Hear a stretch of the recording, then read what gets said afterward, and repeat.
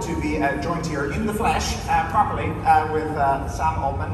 And Sam is at this stage basically part of Silicon Valley lore. You founded Loop when you were 19?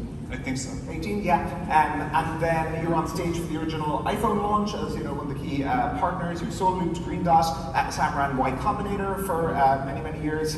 And most recently founded OpenAI, which powered many of the demos, the GPT-powered natural language queries that you saw earlier in the keynote. So, Sam, thank you. Thanks for having me. You tweeted in 2014, long before I saw this reference recently, long before you started OpenAI, AI will either be the best or worst thing ever, highest volatility of any tech I can think of. How are we doing? I think we're going to be great. I am much more confident than, I don't remember tweeting that, but I'm much more confident than I felt around then at that time about the ability to manage this. I think we are on such a different technology tree than my default would have been and the way things were going then. I thought this idea that we're going to have like RL agents that learn to play increasingly more complex games where they're really just trying to like beat humans and sort of we're going to like keep letting that go. That didn't seem like a great trajectory to me. But I think what we're doing now, where we have systems that are really optimized to help us and work in a way that we can sort of see what they're doing step by step, even if we can't see exactly what's happening inside the neural network, I feel way better. Oh, okay, because you've been kind of AI doomer in the past that this stuff is really dangerous, so it sounds like you're meaningfully less so now. Yeah, well, I still think we have to treat this with like extreme seriousness and that there is legitimate existential risk here, but I think through the hard work of people at OpenAI and other AGI labs, we're making significant progress and still have a very long way to go towards like a trajectory we can all be pretty happy about. There's probably a set of people here who follow the internet very closely and have read a lot of Les Ron posts and keep up with what Eliza is saying and everything, and guess why one might be worried about AI. And then I think there's probably a set of people here who just have real lives and they look at the progress of AI and they're like, that's cool, and autocorrect still doesn't work that well, and it doesn't seem like certainly the AI in my autocorrect is is going to kill me anytime soon. If people are going to worry about AI, what should they be worried about? How many people are really worried about AI? A decent number. Not that much. That's great. At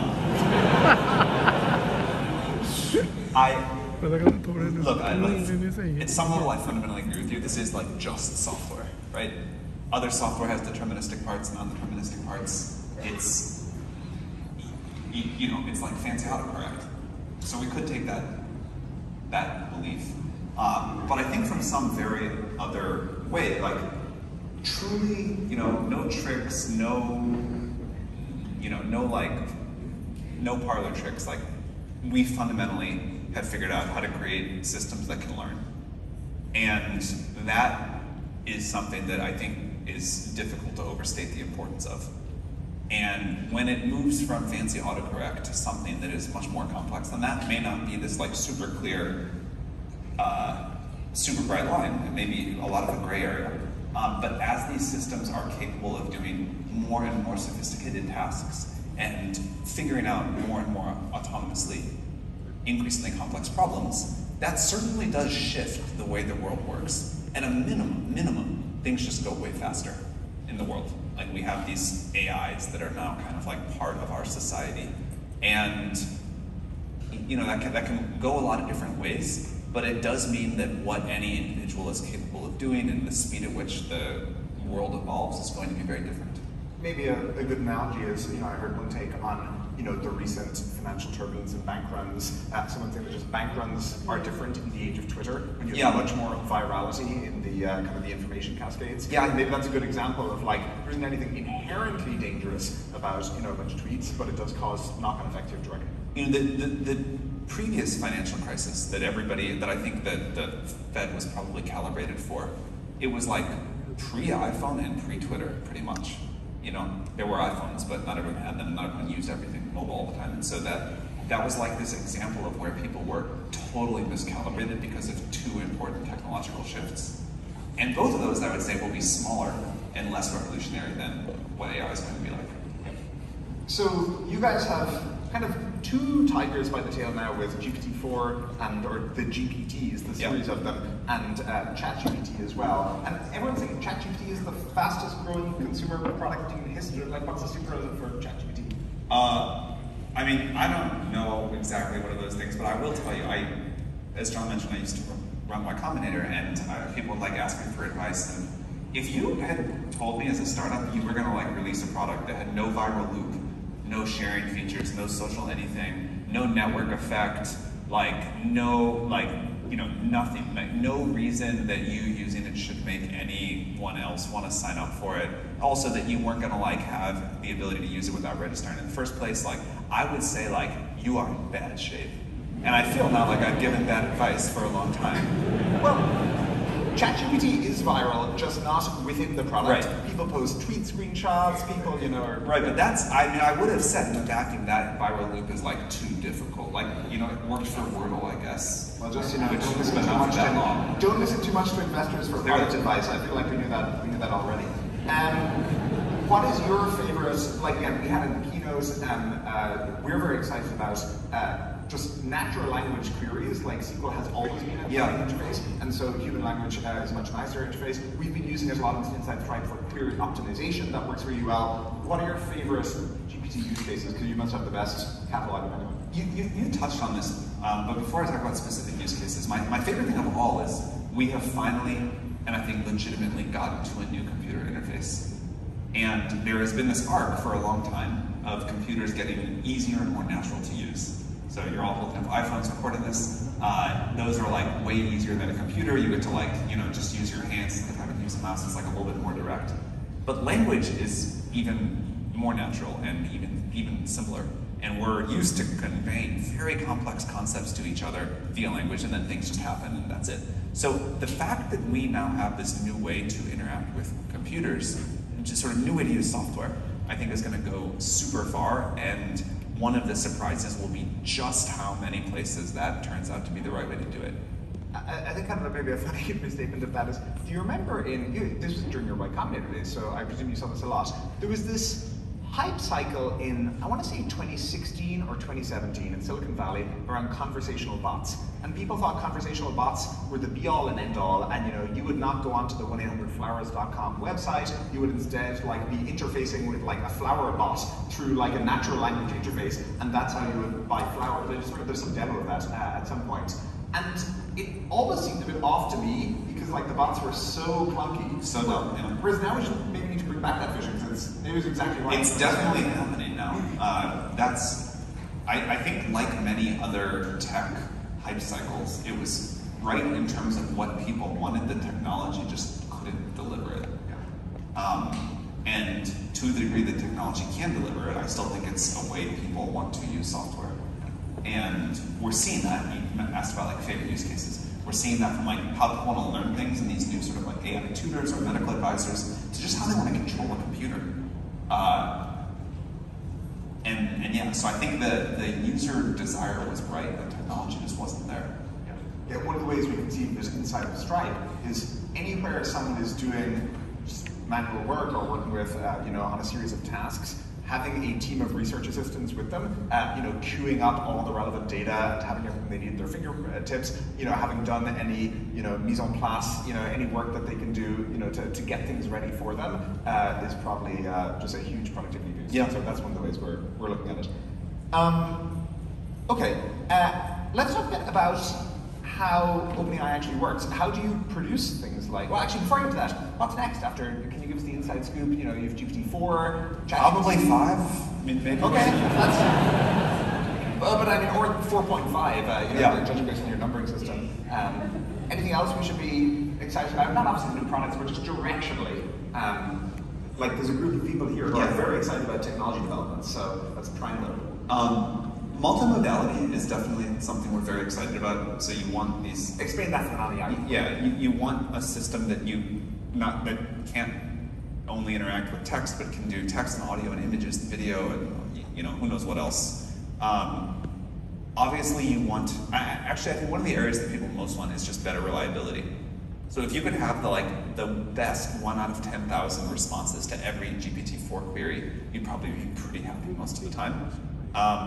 There's a lot of intelligence in there, it's just not very evenly distributed to the average query. So if we can make that much better, if we can make the system way, way more reliable, that's a big deal. And then you probably, eventually you want a system that can help do a better job of generating new knowledge, but that's going to be a little bit. The reliability is a good point. So, people in AI, I notice, you love using this term hallucinate, and in general, people in AI love making up words for stuff, and so, it's inference rather than how long it takes to run, and it's hallucinate rather than just making shit up. Yeah, that's a weird term. Sometimes, I know it sounds like, but this is one of the main problems in, certainly, in say our use cases. We do need the things to be true. Yeah. And there's been historically an area of mixed performance, sort of the Will's mustache of GPT performance. And so it seems like we're on a path to fixing that. We're on a path to improving it a lot. We have been improving it every week, but one of the things that I think is just deeply true about how people use this is humans are fairly forgiving, somewhat forgiving of other humans making mistakes. Extremely little forgiveness for computers making mistakes. And so the threshold for what it means to solve this is not what it would take to have your human colleagues solve it. It's much, much higher. And so that it is going to take a while, and I think it'll be a very GPT already makes up far less stuff than your average dinner party guest. For sure, but we've got to go much further. When you said it's improving week over week, I'm actually curious, how do you guys operationally track model performance inside of OpenAI? What is the... Yeah, we have a suite of evals, and every time we do a different fine-tuner or make a new model, we're looking at it constantly and saying, how's it doing on this whole stack of stuff? But is it kind of like the CPI basket where you have to constantly keep changing what's in the eval? Because you just keep making them harder. Yeah. We got a ways to go on any kind of robustness eval. And let's talk about how OpenAI works. And again, I'm sure there's lots of people here are super curious. You guys have, for example, the research versus product, I think, split, or maybe, but that's probably interesting for people to hear about. And just in general, your philosophies as you run OpenAI.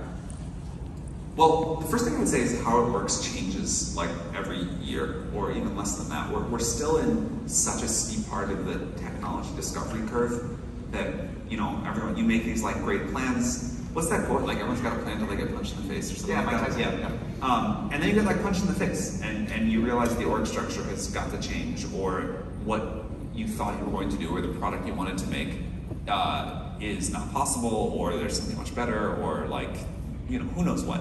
So the thing that we try to have as our invariant is that we are a very truth-seeking research culture. We want to get the things to work. We don't care if our ideas are the ones that turn out not to be right. And one of the things that I think really held the field back is that a lot of the kind of research heavyweights in the field for a long time, the whole culture of academic AI research, I think it wanted certain approaches to work more than it wanted the technology to work. And so we have this, we'll do whatever it takes, we will follow the truth wherever it leads. If the answer is we just have to go scale up these ridiculously big systems, which is way less intellectually satisfying than discover this new brilliant algorithm. But if that former is the one that works, that's what we're going to do. And that was really a culture that we built at the beginning. But it means that things are difficult to predict. And is it accurate to say there's kind of a cyclicality to AI in discovering new techniques and then throwing a whole pile of compute at it, and then kind of going back and discovering new techniques and then throwing a whole pile of compute, and maybe part of your success is, as you say, not being precious about just throwing a whole pile of compute at it? That idea, you could sort of say there's a cyclicality to that, but that whole idea of throw a lot of compute didn't really exist at all until a few years ago. Yeah, this is not an old idea. It was sort of maybe known in some abstract sense, but people other than us weren't really just saying let's just make the language model bigger, let's do the hard engineering. It kind of seems inelegant to an engineer. It does. We're just going to brute force it. It does. Yeah. So I don't and the next thing we do, big computers are going to be important for sure, but I think we've now squeezed a lot of the easy juice there. And so now it's back to like, let's figure out these very You're new like a ideas. lockpicking expert who uses a crowbar. But we have this new tool. We have like the GPT system that can help us with all sorts of things. Yeah. How do you create a truth-seeking research culture? I think it is basically all about the people. Like with any company, it is all about the people, and particularly the initial people you hire. And we tried to just be very diligent about who those people were and who they weren't. So there's like a lot of people who were just like quite prestigious people that we tried hard to hire, did hire in some cases in the early days that didn't fit how we thought things were going to go. And it sounds like it is quite important to you that people are not, they don't have a particular team that they support in terms of techniques. You just have to be open-minded. Like, yeah, we have a very high internal flux of movement between teams, and new teams starting and stopping, and people changing to go work on something else. And I think that is really important to how we work, and also different than I think how a lot of other people work. How do you know if research is worth funding? Because again, you know, on a product you can kind of see is anyone using it or not. You get a lot of real-time feedback. One of the defining aspects of research is maybe you're working away for 5 years and it looks like it's a dead end, and then suddenly it takes off. Yeah, I think nothing deep beyond that. You just have to accept a much longer time horizon. And you need this is another thing about kind of the culture of how you get to this. You need people who are not that dependent on external validation. Everybody is like a little bit, and I think it does no good to pretend otherwise, but you want people who are like relatively not. And if we're going down some approach that we think is working, but a lot of experts in the field say like that's really not going to work, they actually say much meaner versions of it than that. You need people who will keep doing that in the same way that if you don't get the normal dopamine hits of more frequent contact with reality, while you're trying a research idea you believe in but isn't yet proven, you need people who are like going to be okay through that many-year journey through the wilderness. And it sounds like you try to create a lot of connectedness with the organization, where it's not, you know, I join a team and then I work on that team for 5 years. People get bounced around somewhat deliberately. Yeah. And this is your third startup, if you count kind of YC as a startup. Yeah. How do you lead OpenAI differently, or do you try to run things differently from your previous companies? Running a research group is very different than anything else. It's certainly like an investment firm is different again. My sense is you can learn some of the standard things, like, you know, how to deal with people. That transfers pretty well. But I think in general people try to apply way too many lessons from stuff they've previously done to what they're doing now. And I think you really want to try to come in with a fresh pair of eyes and meet the shape of whatever is in front of you. And so I think like OpenAI, it went against basically all of the YC advice. You know, we took us 4.5 years to launch a product. We're going to be the most capital intensive startup in Silicon Valley history. We were like building a technology without any idea of who our customer was going to be or what they were going to use it for. Jokes aside, did you have investors wagging their fingers at you and, you know, telling you that you're doing it wrong in some way? Yeah, and I was just sort of like, I don't really care, don't invest, you know, you can like sell your stock to somebody else. That sounds different from previous startups where, you know, maybe you're more self-actualized and you don't have to care so much. Yeah. But we did deep investors say things like that. Yeah. Now, OpenAI, again, currently, ChatGPT is on everyone's lips. The products are working incredibly well. GPT-4 is delivering a huge amount of real value to people. I presume you did not feel that way all along the journey. Maybe, do you have any fun war stories, or just what was it like? I do, but before I would say like no one is as honest about how bad the bad early days are as they should be, because it's so embarrassing in retrospect. Nod nervous laughter out there. But the beginning of OpenAI was really tough. Like, stuff was not working that well. We were this like extremely ragtag group of people. We were, as I mentioned earlier, like mocked by everyone serious in the field. There was this like kind of like pretty famous guy that runs a lab, another AI lab that is not doing as well as OpenAI anymore, that would like go around to the media when they would write something nice about OpenAI and tell them like, you know, I don't know why you're saying stuff. This is just not a good group of people. You had a kerfuffle with Elon Musk? We had a kerfuffle with Elon Musk.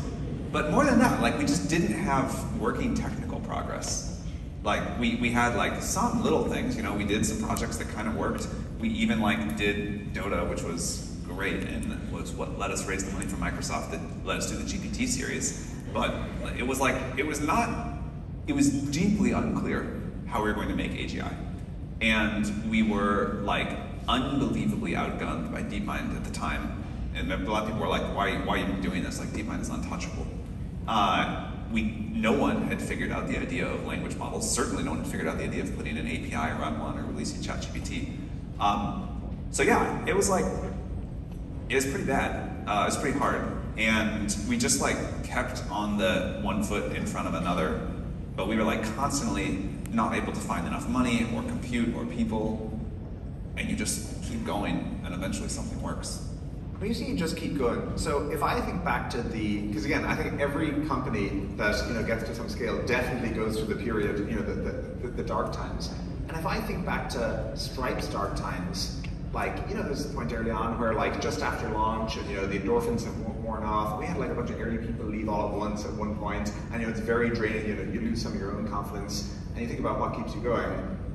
One, it helps if you have an idea that you're really excited about. But at least in our case, also, there's a momentum from serving customers where, I don't know, it's we gotta stay going because, we have all these requests coming into the API and we have all these customers to serve, so we kind of have a choice. It sounds like, you guys were doing more foundational research. You did not have that customer momentum to keep you going. And so, were you not tempted to just pack it all up and quit? There were all of these, so I think Silicon Valley used to be really good at research labs, and then it wasn't. And so we didn't have there's good canonical advice now about what to do as a sort of product startup. And it's totally true. And this is one of the reasons why C pushes for it so much. Once you have customers that you have to serve, and you really feel that they pull it out of you. But one of the things that we had to sort of rediscover about how to run a research lab was how you keep that internal momentum going when you don't have customers, or you don't have content virality to know if you're doing the right thing. And it is really hard. A good set of colleagues matters. We would try to figure out how to set up enough external touch points that kind of for our own, mine included, sanity, would fake the equivalent of having customer feedback. But there were a lot of things we had to rediscover how to do this. And you described the intense competition and some of the other folks in this space like DeepMind. One thing I just observed as you're saying it is the AI space feels very competitive in spirit, where people really want to outpace the competition, and there's a lot of competitive juices flowing, like in a sports game or something like that. And I don't know, it sort of reminds you of the early days of computing where Microsoft versus Apple, that was a real competitive battle. Whereas I don't know, there's other folks in our space and they're all grand, and I don't. Yeah, just it's a bit more chill somehow. And so, is there something about these super fast moving? Actually, I think there's a way in which the AI field is very competitive, as you said, but I think there's this other way in which it's the least competitive, because I think everyone working on it on the sort of frontier realizes what's at stake, and we really want it to go well. And so, although people want to be faster, and there's this there is, I think, a really deep appreciation for the need to collaborate and get this right, and that is different than any space I've seen before. What form does the collaboration take? It's mostly just the leaders of the labs talking to each other, but increasingly I think it'll be about governments doing it. What will happen with the governments? There's a lot of talk now of AI regulation. What should I be? I'll tell you what I want. I don't know what that will do. What I want is I think that computing systems above a certain threshold, as we make more and more algorithmic progress, are kind of as powerful for all the good and also as dangerous for the bad as any other human technology we've had yet. And what I would like is something like the IAEA, the International Atomic Energy Group agency, that does it for AI.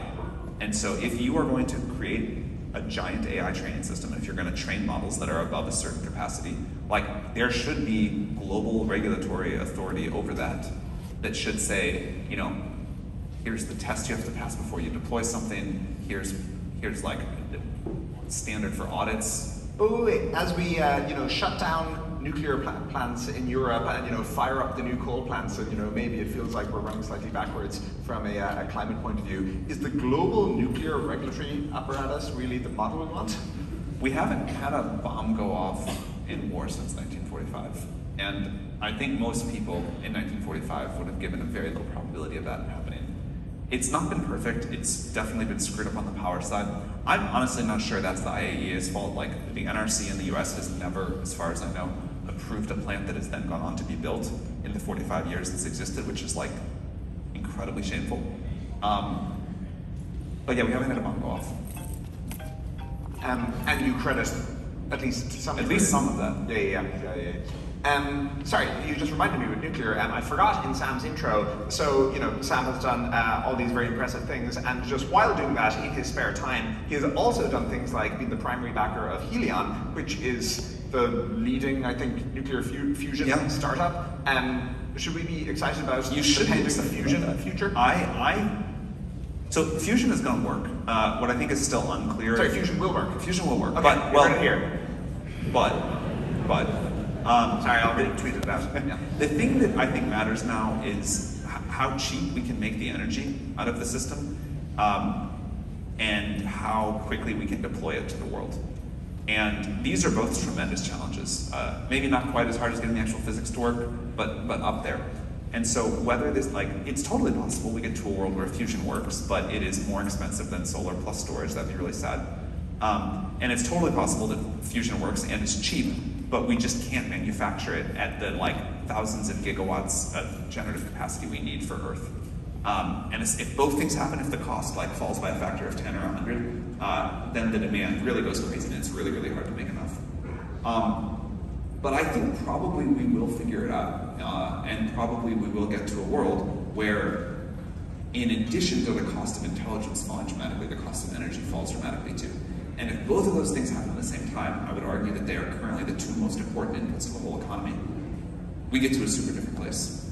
Yeah, I was going to say, are those two things more coupled than people realize, where in all these electricity ways, is one of the limiting factors? In all these ways they are. If you really want to make the biggest, most capable super intelligent system you need eye-watering amounts of energy. And if you have an AI that can help you move faster and do better material science, you can probably get to fusion a little bit faster too. Is there, as you trace back the tech tree and look at something like Helion, you get all these interesting questions about what's dependent on what. Could the Romans have had their own industrial revolution or something like that, or were there technologies that were needed? And could we have had what Helion is doing in, say, the 60s? No. Okay.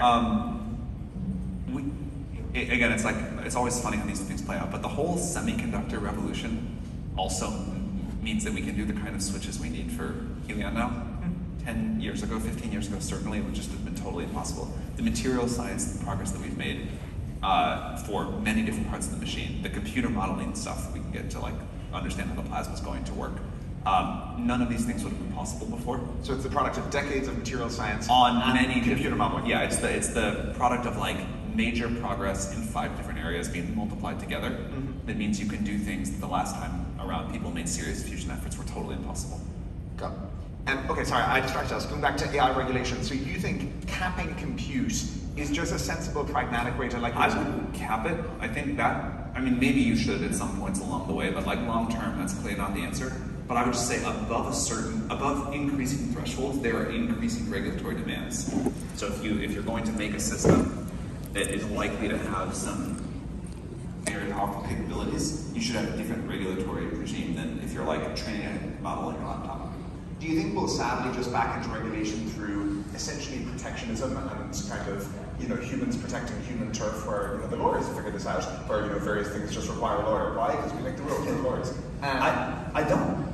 I used to worry about that. I still have some worry about that. You can see all these mistakes where people have tried to protect a bunch of jobs that they should that's not a winning strategy. I think the tenor of the conversation is quickly shifting towards this AGI thing is just different than anything we've faced before, and let's focus on that. Mm-hmm. So as we look at, again, you have around 3,000 people in the room working on in every imaginable industry, and I'm sure many of them are working actually on AI startups. If you were putting out a request for AI startups, you guys are obviously with OpenAI powering through your API products a huge number, maybe most all of the AI startups. What do you want to see people develop? Like, what will be on your request for startups list? We touched on this earlier, but like anything that's in the direction of how can you design a new interface model, that just seems to keep working. Like from this sort of chatbot interface to something that before was more difficult to do, to the sort of like co-pilot for every different workflow. This seems to me like an easy area to go after. What's happening in education is amazing. So like AI tutors are surprising me to the upside, and I suspect can go much, much further.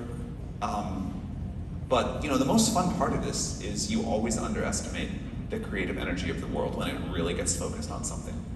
We work with Stripe and an extraordinary number of vertical SaaS companies where they are providing software for some very specific vertical, and it goes like really niche. I mean, there are like very popular software platforms for managing a Boy Scout troop. Because it turns out there's a lot of Boy Scout troops out there, and I know they're all running around, and you need a software platform to manage them. But anyway, we see this across every kind of single industry, and I was thinking that it will probably be software platforms that are the vehicle through which many of the productivity gains of AI are distributed to kind of the economy more broadly, because most companies are not tech companies, but SaaS is probably how you can deliver a lot of these productivity gains. I think that's probably right, but I would say my own intuitions are uncertain here. Like, maybe where most of the gains come is in another few turns of the crank. You can just say like, "Hey AI, please cure all cancer for me," and then it goes, gives you the answer, and like people get it that way.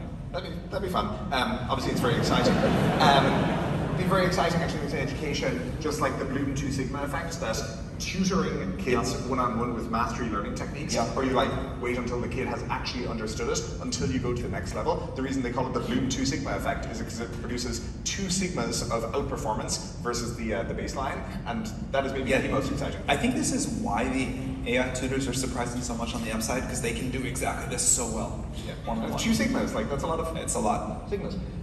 It is a lot of sigmas.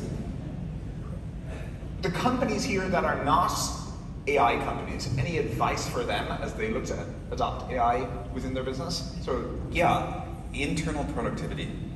We're seeing a huge divergence between people at companies, like individual people at companies, and companies that embrace versus companies that don't embrace AI tools. Whether your business has anything to do with AI or not, you can certainly like figure out how to dramatically impact your productivity per unit time, and I think it'd be very dangerous not to learn how to do that. When you talk about AGI, 3 years, 5 years, kind of thing. Honestly, the goalposts on that one are moving so much that I think at this point we'd have to get to a very precise agreement on what the definitions are, and then I could give you some range. What is your working definition? Well, my own one is moving too as we get closer. A thing that I would say is definitely AGI is a system that can dramatically increase the rate of scientific progress. And I don't think this has to mean we have this one system that is going off and discovering all the science itself. That's actually not what I expect will happen, but that somehow working in collaboration with us and sort of becoming part of society in all these ways, our collective rate of scientific progress dramatically changes shape. And I would expect that by the end of the decade. Yeah, I mean, it feels like if that is your criterion, we can see that actually quite soon. Yeah, but again, it's not a fully autonomous system. Some people wouldn't count that. Yeah. Well, that's the thing. It's kind of the moving definition. Many people probably don't know this. You were, along with Paul Graham, Stripe's first angel investor. Yeah. Why did you invest in Stripe? I thought and continue to believe, in addition to the fact that this is just one of the largest markets, that if you can take friction out of economic transactions, which is part of why the internet is exciting as a whole, but only one part, that would just enable a tremendous amount of growth in the economy and sort of better stuff happening faster, cheaper, better, more accessible, all of that. And that has become even more, like, I'd say Stripe has certainly outperformed anyone's expectation. But that fundamental belief I felt then, I feel very strongly now. I also thought you and Patrick were awesome. And that's kind of like all I look for in a startup, like big market idea that I personally want to support, great founders, something that would have like real long-term defensibility. It was so long ago, I actually wrote a check, physical check, one of the last times probably in my life. But you know, when kind you of say ironic for Stripe when you think about it. You say, well, it makes sense. It makes sense. That would be one of the last ones. Yeah. But you know, when people say like, I wrote a check into this startup, like I actually wrote a check into Stripe. Yeah. We have our new RFA speech. We can digitize all that for you now. But you guys are obviously now monetizing ChatGPT with Stripe. Any product feedback for us, or? We're very happy, and I'll actually tell you one thing the team is probably tired of hearing about this. Like, Stripe does such a good job with customer support, documentation, that whole experience. Like, so much better than basically any other startup. And OpenAI, we're going to get better at this. I apologize. Everyone is clearly the bottom of the pack. But it's very inspiring, and we appreciate it. And when you say documentation, actually, one thing I'm quite excited about, and again, this is like a very narrow, I don't know, thing to be excited about with GPT-4, but I am, is like technical documentation. Like Stripe has produced a lot of quite technical, quite deep documentation, but everyone's use case is kind of different, where it's like, well, I'm building a platform in the Netherlands to accept point-of-sale payments with the new S700 reader, which is the longest battery life of any reader we've ever shipped.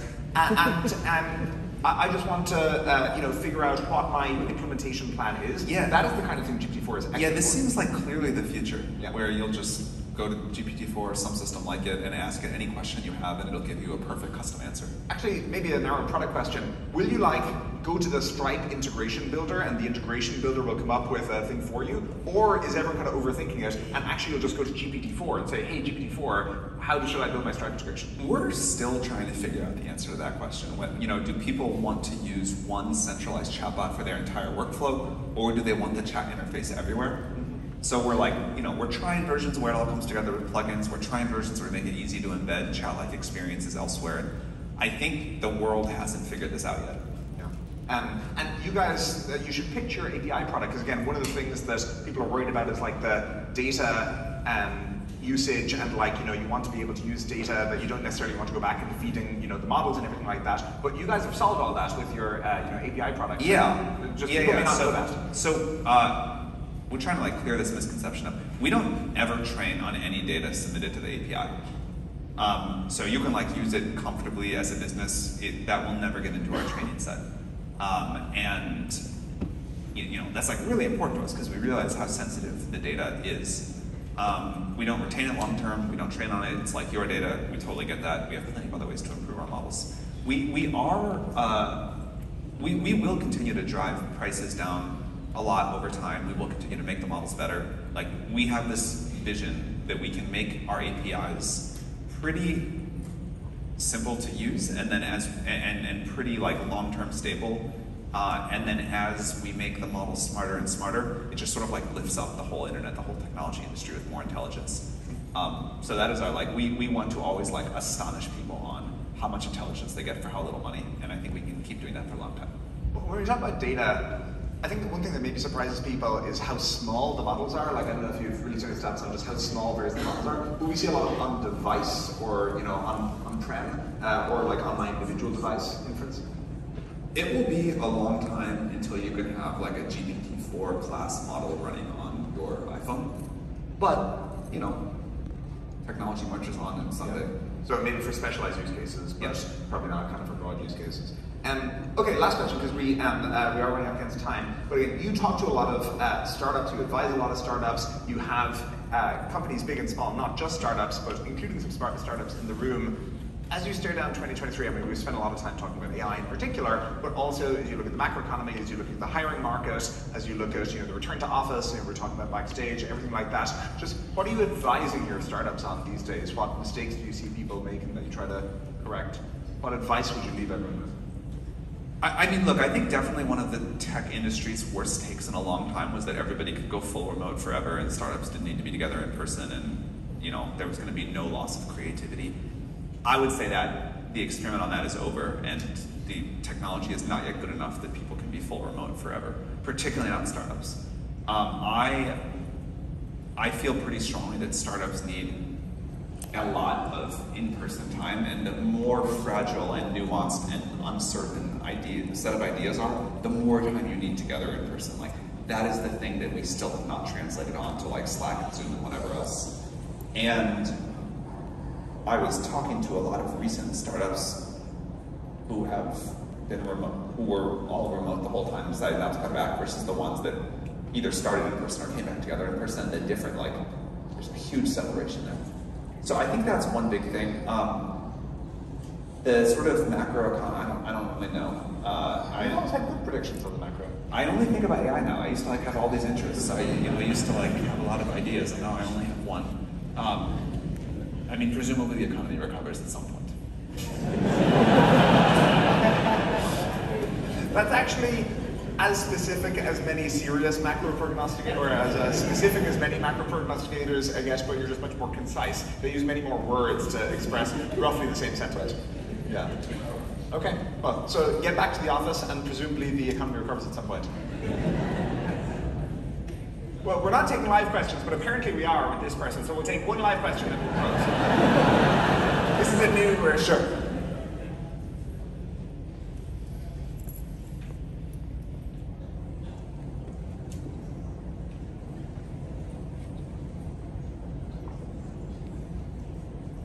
Question was, there was a paper about emergent properties being more something of how we measure progress than an inherent property of language models itself.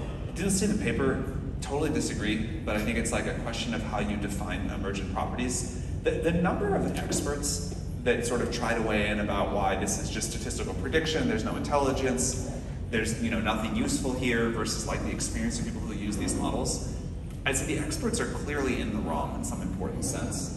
And you can safely just like ignore all of their Twitter hyperventilation. Not speaking about anyone in particular. So many people in particular.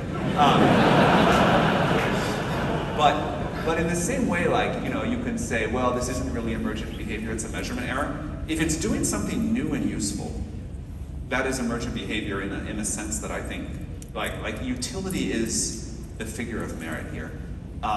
But more than that, I think now that we can just like see a year or two into the future, there is definitely going to be behavior that I would say just categorically doesn't exist right now, that is going to come in a way that I would call, and I think most normal people would call, emergent. And what matters is the utility it eventually provides us. Okay. Sam, thank you so much. Thank you.